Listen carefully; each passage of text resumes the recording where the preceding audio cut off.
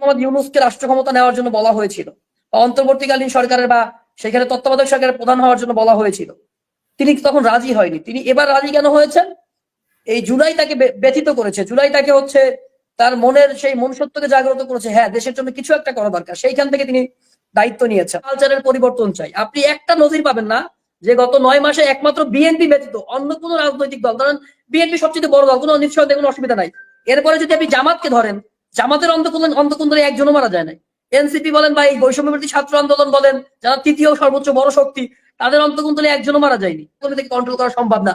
সেক্ষেত্রে একমাত্র এই যে অন্তর্বর্তীকালীন সরকার আছে, যেহেতু এই সরকারের লেজ নাই, কোন প্রকার কর্মী বাহিনী নাই, জনগণ তাদের কর্মী, সুতরাং এই সরকারের পক্ষেই সম্ভব এই সংস্কারগুলো বাস্তবায়ন করা। প্রথমত এনসিপি 3টা দাবি দিয়েছে মাননীয় প্রধান উপদেষ্টার সাথে বৈঠকে। 3টা দাবি দিয়েছে। প্রথম সংস্কার, দ্বিতীয়ত বিচার, তৃতীয় নির্বাচন। এবং এনসিপি বিশ্বাস করে যে এই 3টা জিনিস একসাথে চলতে পারে। কিন্তু আপনি দেখুন, বিএনপি এদেশের নিঃসন্দেহে এদেশের সবচেয়ে বড় রাজনৈতিক দল এই মুহূর্তে, এবং সেই দলটি তারা বলছে যে তাদের দলের অনেক নেতা বলছে যে এই সরকারের কোন প্রকার সংস্কার তারা মেনে নিবে না, অর্থাৎ এই সরকারের কলমের খোঁচার যে সংস্কার তারা মেনে নিবে না, তারা নিজেদের মতো করে সংস্কার করবে। অর্থাৎ বিএনপির সংস্কারের যে ম্যানিফেস্টো আছে, যে 31 দফা, সেই 31 দফা অনুযায়ী বিএনপি রাষ্ট্র সংস্কার করবে। আচ্ছা, এই 31 দফা একটা রাজনৈতিক দলের নিজস্ব এজেন্ডা। আবার এরকমের আওয়ামী লীগও তার সেই 71 সাল পর্যন্ত, 2071 সাল পর্যন্ত, 41 সাল পর্যন্ত তাদের এজেন্ডা ম্যানিফেস্টো দিয়েছিল, তাদের মতো করে তাদের ভাষায় সংস্কার করেছিল। এখন ধরুন, বিএনপির যে এই যে 31 দফা আছে, সেই 31 দফা প্রণয়ন হয়েছে 2023 সালে, এবং প্রলয়নকারী একটা ম্যাসিভ, একটা হিউজ, মানব জাতির ইতিহাসে অন্যতম রক্তক্ষয়ী একটা জুলাই বিপ্লব বাংলাদেশে অনুষ্ঠিত হয়েছে। এই জুলাই বিপ্লবের পরে আমি আসলে জানতে চাই যে জুলাই বিপ্লবের পরে বিএনপি তাদের সেই 31 দফায় কোন প্রকার সংযোজন, বিয়োজন, সংস্কার এনেছে কিনা। যদি না এনে থাকে, যদি তারা মনে করে জুলাই বিপ্লবের আগের বাংলাদেশ এবং জুলাই বিপ্লবের পরের বাংলাদেশ একই বাংলাদেশ, তাহলে বিএনপির এই পয়েন্টের সাথে আমাদের আর্গুমেন্ট আছে, আমাদের যুক্তি আছে, আমাদের কথা আছে। এখন ডক্টর মোহাম্মদ ইউনূস তারা অন্তর্বর্তীকালীন সরকার হিসেবে তারা দায়িত্ব নিয়েছে, এটা যেমন সত্য কথা, কিন্তু তারা 2000 মানুষের জীবনের বিনিময়ে, 30,000 মানুষের পঙ্গুত্ব বরণ করার বিনিময়ে, চোখ হারানোর বিনিময়ে এই অন্তর্বর্তীকালীন সরকার ক্ষমতায় নিয়েছে। আপনি জেনে থাকবেন 2007 সালের দিকে, 6-7 সালের দিকে যখন সেই 1-11 হয়, সেই সময় ডক্টর মোহাম্মদ ইউনূসকে রাষ্ট্র ক্ষমতা নেওয়ার জন্য বলা হয়েছিল, অন্তর্বর্তীকালীন সরকারের বা সেখানে তত্ত্বাবধায়ক সরকারের প্রধান হওয়ার জন্য বলা হয়েছিল। তিনি তখন রাজি হয়নি। তিনি এবার রাজি কেন হয়েছেন? এই জুলাই তাকে ব্যথিত করেছে। জুলাই তাকে তার মনের সেই মনুষ্যত্বকে জাগ্রত করেছে। হ্যাঁ, দেশের জন্য কিছু একটা করা দরকার। সেইখান থেকে তিনি দায়িত্ব নিয়েছেন। এখন ধরুন, এই জুলাইকে কেন্দ্র করে আমাদের বেশ কিছু প্রশ্ন আমাদের মোটা লাগে, আমাদের মনের মধ্যে সবসময় ঘুরপাক খায়। কারণ এই বাংলাদেশ বিএনপির সেই 1 সাল থেকে বিএনপির 7 সাল এই বাংলাদেশ দেখেছে, বা বিএনপি সেই 1 সাল থেকে আপনার সেই 6 সাল পর্যন্ত শাসন ব্যবস্থা বাংলাদেশের মানুষ দেখেছে। ইভেন গত 9 মাসের বিএনপির যে রাজনৈতিক কার্যক্রম, সেটাও দেশের মানুষ দেখেছে। আমি যখন আপনার সাথে এই টেবিল টকে আমি কথা বলছি, এই মুহূর্তে আজকের সংবাদ বিএনপির অন্তকুন্দলে একই পরিবারের ছোট ভাই এবং বড় ভাই নিহত হয়েছে, এবং গত 1 সপ্তাহে কমপক্ষে 5 থেকে 6 জন মানুষ চাঁদাবাজির জন্য নিজস্ব অন্তকুন্দলে, চাঁদাবাজিকে কেন্দ্র করে, কমিটিকে কেন্দ্র করে নিজস্ব অন্তকুন্দলে নিহত হয়েছে। এর আগের সপ্তাহের নিউজ যে নেত্রকোনার একটি উপজেলায় ঈদের শুভেচ্ছার পোস্টার লাগিয়েছে এক শ্রমিক দল নেতা, তিনি উপজেলা বিএনপির সদস্য সচিব বা সাধারণ সম্পাদকের ঈদের শুভেচ্ছার পোস্টার লাগিয়েছে। এই অপরাধে বর্তমান উপজেলা বিএনপির সহসভাপতি, তিনি তাকে গিয়ে সরাসরি ওই শ্রমিক দলের ওই নেতার বাড়িতে গিয়ে তাকে গুলি করে হত্যা করেছে। যশোরের অভয়নগরে এক বিএনপি নেতাকে হত্যা করা হয় 2 দলের অন্তকুন্দলে। এর ফলে বিএনপির একটা বড় দলের মধ্যে তো এরকম, যেহেতু ওনাদের অনেক নেতা কর্মী, এরকম ঘটনা থাকবে। আমি আপনার কোশ্চেন বুঝতে পারছি। আমাদের কথা আমাদের লড়াইটা, আমাদের সংগ্রামটাই তো রাজনৈতিক দ্বন্দ্ব, গৃহযুদ্ধ, অন্তঃকোন্দল এইসবের বিরুদ্ধে আমরা প্রতিযোগিতা হোক। বিএনপির যে বিএনপি পার্টিগতভাবে যদি বিএনপির মধ্যে ডেমোক্রেসি থাকে সেখানে প্রতিযোগিতা হোক, প্রতিহিংসা নয়। আপনি যদি বলেন যে হ্যাঁ তারা বড় দল, তাদের ইসের মধ্যে অন্তঃকোন্দলে গত 9 মাসে 100 মানুষ জীবন দিতেই পারে, 100 মানুষের জীবন যেতেই পারে, আপনি এটা আমি মানবো না আপু। জুলাই বিপ্লবে এই যে 100 জন লোক মারা গেছে অন্তঃকোন্দলে, আপনি খবর নিয়ে দেখেন, এই 100 জন মানুষই কিন্তু জুলাই বিপ্লবে তারা লড়াই করেছে, মাঠে থেকে লড়াই করেছে, সেখান থেকে জীবন বাঁচিয়ে রেখেছে। এর পরবর্তীতে যখন নিজ দলের অন্তঃকোন্দলে তাদেরকে মারা যেতে হয়, এটা জাতির জন্য দুঃখজনক আপু। আমরা বাংলাদেশের রাজনৈতিক কালচারের পরিবর্তন চাই। আপনি একটা নজির পাবেন না যে গত 9 মাসে একমাত্র বিএনপি ব্যতীত অন্য কোনো রাজনৈতিক দল, ধরেন বিএনপি সবচেয়ে বড় দল, কোনো নিঃসন্দেহে কোনো অসুবিধা নাই, এরপরে যদি আপনি জামাতকে ধরেন, জামাতের অন্তঃকোন্দলে একজনও মারা যায় নাই। এনসিপি বলেন বা এই বৈষম্যবিরোধী ছাত্র আন্দোলন বলেন, যারা তৃতীয় সর্বোচ্চ বড় শক্তি, তাদের অন্তঃকোন্দলে একজনও মারা যায়নি। আমাদের যে জায়গাটা, আমাদের যে পয়েন্টটা বা আমার যে পয়েন্টটা, সেটা হচ্ছে আমরা এই যে 2000 মানুষ জীবন দিল, বা গত 16 বছরে বিএনপির হাজার হাজার নেতাকর্মী, কমপক্ষে 2000 নেতাকর্মী অন্যায়ভাবে আওয়ামী লীগের হাতে, ফ্যাসিস্ট আওয়ামী লীগের হাতে গুণ এবং খুনের শিকার হয়েছে। অনেক অনেক জামাতের এবং অনেক বিএনপি নেতাদেরকে আপনার অন্যায়ভাবে ফাঁসিতে ঝুলিয়ে হত্যা করা হয়েছে।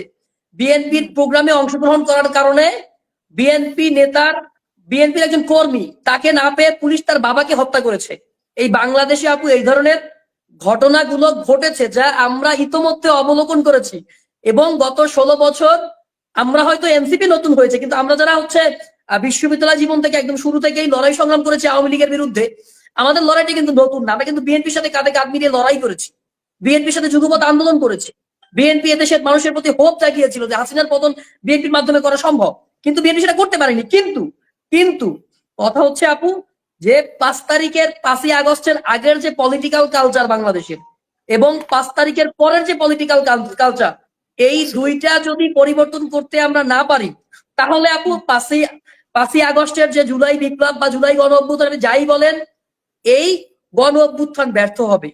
সেই জায়গায় এনসিপির দাবি হচ্ছে যে আমরা জুলাই গণহত্যার বিচার করতে হবে, গত 16 বছরের সকল গুম খুনের বিচার করতে হবে এবং আপনার রাষ্ট্র সংস্কার করতে হবে। রাষ্ট্র সংস্কার বলতে আসলে যে বিষয়গুলো বোঝায় যে আপনার সুন্দর সঠিক আইন শৃঙ্খলা পরিস্থিতি নিয়ন্ত্রণ করার মতো প্রতিষ্ঠান তৈরি করতে হবে, আপনার দুর্নীতি নিয়ন্ত্রণ করতে পারে এই ধরনের দুদক প্রতিষ্ঠা করতে হবে।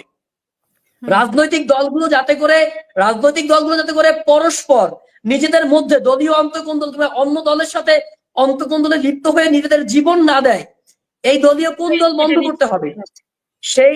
এবং এছাড়াও বাংলাদেশের গত 54 বছর বাংলাদেশ একটা ফ্রাজিল স্টেট হিসেবে ফাংশন করেছে। এখন পর্যন্ত আমরা একটা সুন্দর ভোটিং সিস্টেম ব্যবস্থা করতে পারিনি, আমরা এখন পর্যন্ত স্বাধীন বিচার বিভাগ নিশ্চিত করতে পারিনি, আমরা এখন পর্যন্ত ন্যায়পাল প্রতিষ্ঠা করতে পারিনি। আমরা আপনি একটা সেক্টরও পাবেন না যেই সেক্টরটা বাংলাদেশে এখন পর্যন্ত এই পলিটিক্যাল সরকারগুলোর আন্ডারে কিংবা স্বৈর শাসকের আন্ডারে গত 54 বছরে প্রপারলি ফাংশন করেছে, যেটাকে আমরা একটা আইডিয়াল অবস্থা হিসেবে বলতে পারি বা ধরে নিতে পারি যে আমার এই স্টেট মেশিনারির এই অংশটুকু প্রপারলি ফাংশন করছে, এখানে কোনো সংস্কারের প্রয়োজন নাই। যখন আপনার রাষ্ট্রের প্রত্যেকটা অর্গানের যখন হচ্ছে সংস্কার প্রয়োজন, এবং আপনি যখন বলেন যে সংস্কার দরকার নাই, নির্বাচন শেষে আমরা এসে করব, আমরা তো নির্বাচনে দেখি যে আপু আমরা 2019 সালে ডাকসু নির্বাচন করেছি ঢাকা বিশ্ববিদ্যালয় ক্যাম্পাসে। নির্বাচনের আগে আমরাও বড় বড় ইশতেহার দিয়েছি, এরপরে কিন্তু নির্বাচন শেষে আমরা প্র্যাকটিক্যাল কারণে করতে পারিনি, অনেক বাধা এসেছে। ছাত্রলীগও কিন্তু অনেক বড় বড় ইশতেহার দিয়েছিল ডাকসু নির্বাচনে, ছাত্র দলও দিয়েছিল, কিন্তু পরবর্তীতে কিন্তু সেই ডাকসু নির্বাচনে সেই ছাত্রলীগ বা ছাত্র দল বা আমরা কেউ কিন্তু সেই সময় আমরা সেই ইশতেহার বাস্তবায়ন করতে পারিনি। তার মানে কি পলিটিক্যাল এই বিএনপির 31 দফা বলেন বা আমি এনসিপি জায়গা থেকে বলি, এনসিপি ধরেন আর একটা 32 দফা দিল বা 24 দফা দিল বা 36 দফা দিল বা অন্য রাজনৈতিক দলগুলো দফা দিল, বাট বাস্তবতা হচ্ছে যে রাজনৈতিক দলগুলোর বিরোধিতার মুখে এবং অ্যাবসলিউটলি বাস্তব কারণে এই সংস্কারগুলো কখনোই রাজনৈতিক দলগুলো বাস্তবায়ন করতে পারবে না। সেখানে বাধা হয় তাদের দলের মধ্য থেকে, অর্থাৎ দলীয়ভাবে বাধা আসবে, দলের নিজেদের নেতা কর্মীদের মধ্যে বাধা আসবে। আপু আমাদের জায়গাটা হচ্ছে আমরা আশা রাখতে চাই যে এই সরকার এটা করবে, কারণ এই সরকার এমন একটা সরকার যেই সরকারের উপরে এখন এই মুহূর্তে বাংলাদেশের যতগুলো পলিটিক্যাল পাওয়ার এক্সিস্ট করছে, যতগুলো পলিটিক্যাল পার্টি আছে, সাধারণ মানুষ আছে, প্রত্যেকের এই সরকারের উপরে ফেইথ আছে, ট্রাস্ট আছে, বিশ্বাস, আস্থা, ভরসা সবকিছু আছে। যদি এই সরকার যদি সংস্কার করতে না পারে, তাহলে আপু বাস্তবতার নিরিখে বলছি, কোন সরকারই আসলে পরবর্তীতে রাজনৈতিক সরকারগুলো এসে আপু সেই সংস্কার করতে পারবে না। কারণ আপনি দেখবেন, কারণ এই সরকারের কোনো এজেন্সি নাই, এই সরকারের কোনো ছাত্র সংগঠন নাই, যুব সংগঠন নাই, অন্য কোনো সংগঠন নাই, তাদের কোনো বাহিনী চাঁদাবাজিতে লিপ্ত হয় নাই।